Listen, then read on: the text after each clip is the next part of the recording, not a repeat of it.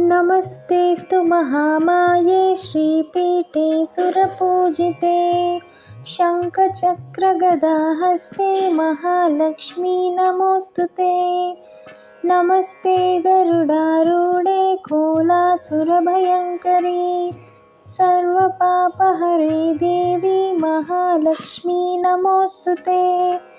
सर्वज्ञे सर्ववरदे सर्वदुष्टभयङ्करी सर्वदुःखहरे देवी महालक्ष्मी नमोऽस्तुते। सिद्धिबुद्धिप्रदे देवी भुक्तिमुक्तिप्रदायिनी मंत्रमूर्ते सदा देवी महालक्ष्मी नमोऽस्तुते। आद्यन्तरहिते देवी आदिशक्ति महेश्वरी योगज्ञे योगसम्भूते महालक्ष्मी नमोऽस्तुते। स्थूलसूक्ष्ममहारौद्रे महाशक्ति महोदरे महापापहरे देवी महालक्ष्मी नमोऽस्तुते। पद्मासनस्थिते देवी परब्रह्मस्वरूपिणी परमेशी जगन्माता महालक्ष्मी नमोऽस्तुते। श्वेतांबरधरे देवी नानालंकारभूषिते जगस्थिते जगन्माता महालक्ष्मी नमोऽस्तुते। महालक्ष्माष्टकं स्तोत्रं यः पठेत् भक्तिमान् नरः सर्वसिद्धिमवाप्नोति राज्यं प्राप्नोति सर्वदा। एककाले पठेत् नित्यं महापापविनाशनम् द्विकालं यः पठेत् नित्यं धनधान्यसमन्वितः त्रिकालः यः पठेत् नित्यं महाशत्रुविनाशनम् महालक्ष्मीर्भवेत् नित्यं प्रसन्ना वरदा शुभा। नमस्तेऽस्तु महामाये श्रीपीठे सुरपूजिते शङ्खचक्रगदाहस्ते महालक्ष्मी नमोऽस्तुते।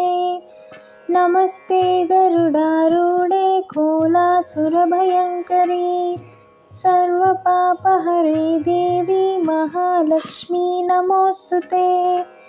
सर्वज्ञे सर्ववरदे सर्वदुष्टभयङ्करी सर्वदुःखहरे देवी महालक्ष्मी नमोऽस्तुते। सिद्धिबुद्धिप्रदे देवी भुक्तिमुक्तिप्रदायिनी मंत्रमूर्ते सदा देवी महालक्ष्मी नमोऽस्तुते।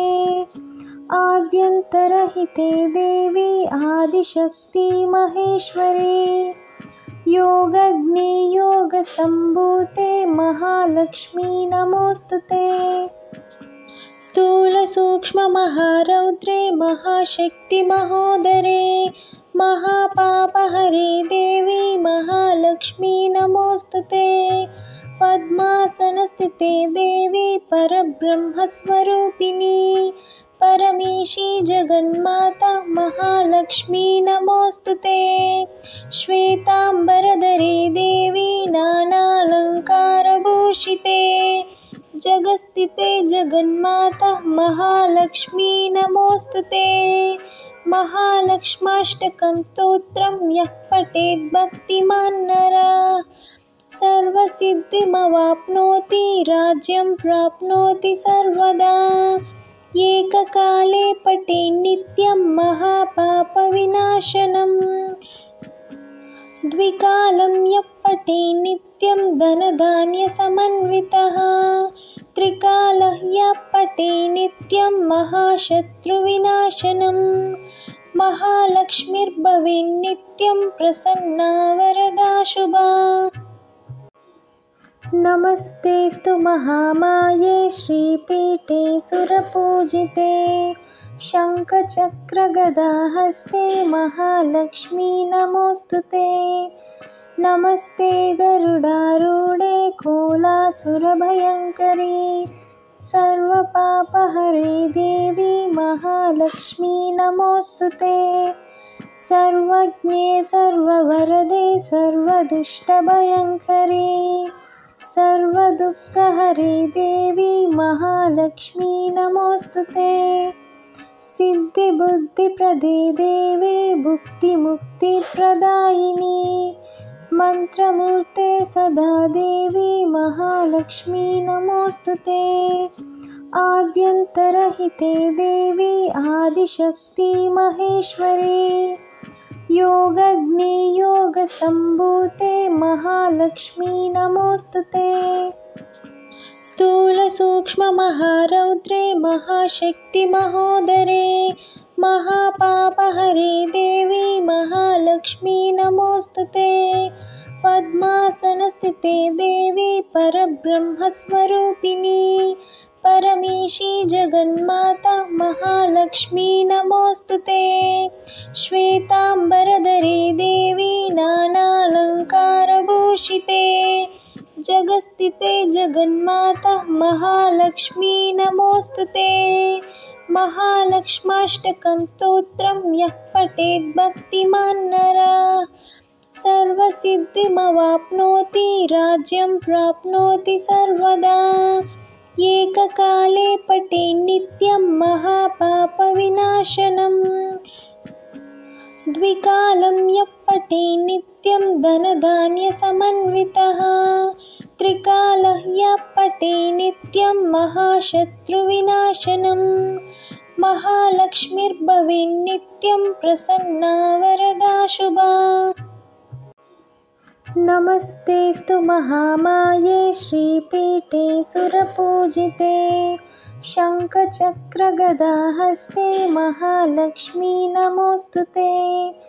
नमस्ते गरुडारूढे कोलासुरभयङ्करी सर्वपापहरे देवी महालक्ष्मी नमोऽस्तुते। सर्वज्ञे सर्ववरदे सर्वदुष्टभयङ्करी सर्वदुःखहरे देवी महालक्ष्मी नमोऽस्तुते। सिद्धिबुद्धिप्रदे देवी भुक्तिमुक्तिप्रदायिनी मंत्रमूर्ते सदा देवी महालक्ष्मी नमोऽस्तुते।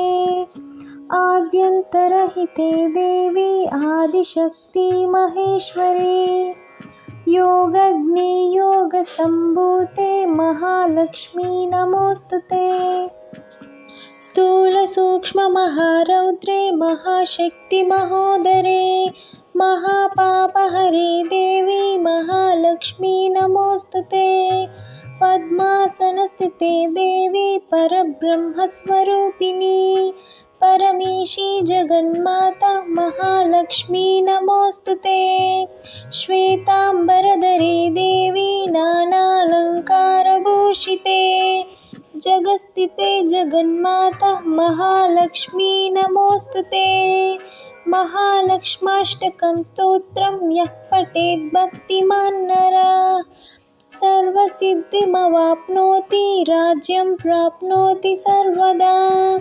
एककाले पठेत् नित्यं महापापविनाशनम् द्विकालं यः पठेत् नित्यं धनधान्यसमन्वितः त्रिकालः यः पठेत् नित्यं महाशत्रुविनाशनम् महालक्ष्मीर्भवेत् नित्यं प्रसन्ना वरदा शुभा।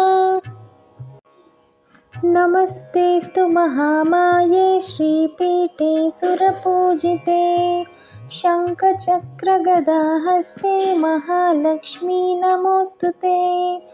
नमस्ते गरुडारूढे कोलासुरभयङ्करी सर्वपापहरे देवी महालक्ष्मी नमोऽस्तुते। सर्वज्ञे सर्ववरदे सर्वदुष्टभयङ्करी सर्वदुःखहरे देवी महालक्ष्मी नमोऽस्तुते। सिद्धिबुद्धिप्रदे देवी भुक्तिमुक्तिप्रदायिनी मंत्रमूर्ते सदा देवी महालक्ष्मी नमोऽस्तुते। आद्यन्तरहिते देवी आदिशक्ति महेश्वरी योगग्नि योगसम्भूते महालक्ष्मी नमोऽस्तुते। स्थूलसूक्ष्ममहारौद्रे महाशक्तिमहोदरे महापापहरे देवी महालक्ष्मी नमोऽस्तु ते। पद्मासनस्थिते देवी परब्रह्मस्वरूपिणी परमेशी जगन्माता महालक्ष्मी नमोऽस्तु ते।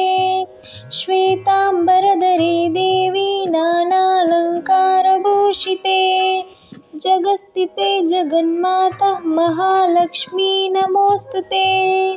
महालक्ष्माष्टकं स्तोत्रं यः पठेत् भक्तिमान् नरः सर्वसिद्धिमवाप्नोति राज्यं प्राप्नोति सर्वदा। एककाले पठेत् नित्यं महापापविनाशनम् द्विकालं यः पठेत् नित्यं धनधान्यसमन्वितः त्रिकालः यः पठेत् नित्यं महाशत्रुविनाशनम् महालक्ष्मीर्भवेत् नित्यं प्रसन्ना